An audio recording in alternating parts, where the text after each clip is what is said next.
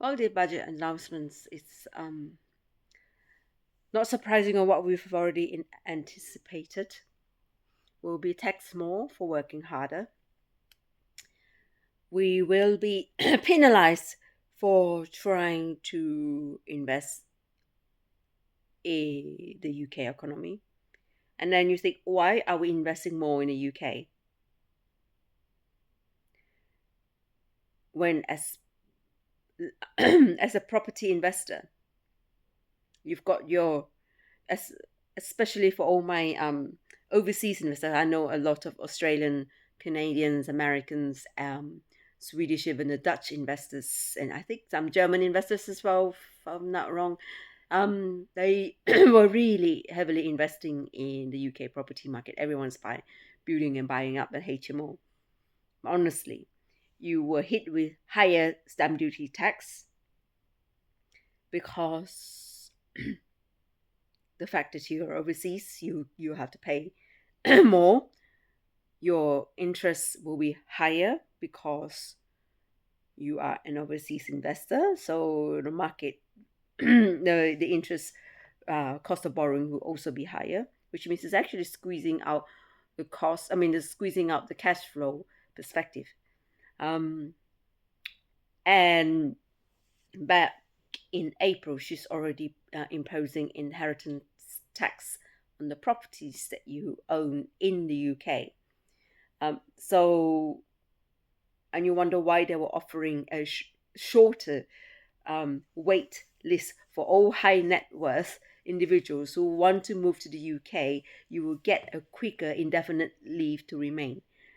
I think actually is not that a response to the fact that a lot of the high net worth individuals are actually moving out of the UK. And so down there's desperate and scrambling for more people to live in the UK so then they can tax on their global wealth. Honestly, who wants to do that? I think everybody would be what Rishi Sunak's other half do, just be a nandom.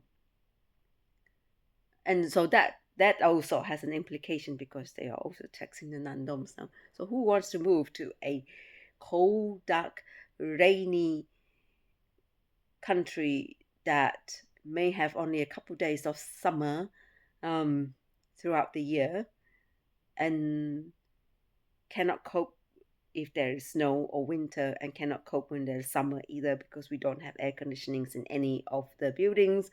We don't have air and we don't have proper way of handling snow either if the snow came. So you wondered why are we actually getting penalized for working harder? And what is this money going to go to do? Because you think about what happened with Norway. They have invested this wealth that they have found in their North Sea, this oil that they have found. We also have oil in Scotland. But where is that fund? The same amount of wealth that Norway managed to build up. Where is the UK ones? So there's this thought process of actually what the heck has they been doing with all these natural resources, scrum and actually wither them away, and now they're just taxing for any entrepreneurs and business owners that are just trying to help the economy of the UK, and yet are feeling the pinch in every just being attacked in every shape and form.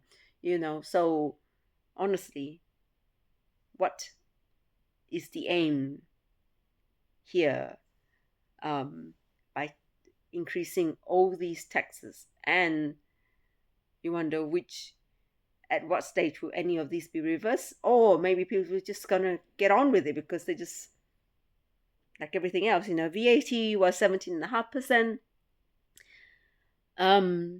Back in 2006, then they dropped it because of the global financial crisis. They dropped it to 15%, and then they increased up to 20%. So you really think actually, once they increase stuff, they very rarely goes down. except in the major events like I remember having to, I don't know why, but I was helping one assistant to put up all these new pricing because of the changes in VAT across in the pharmacy.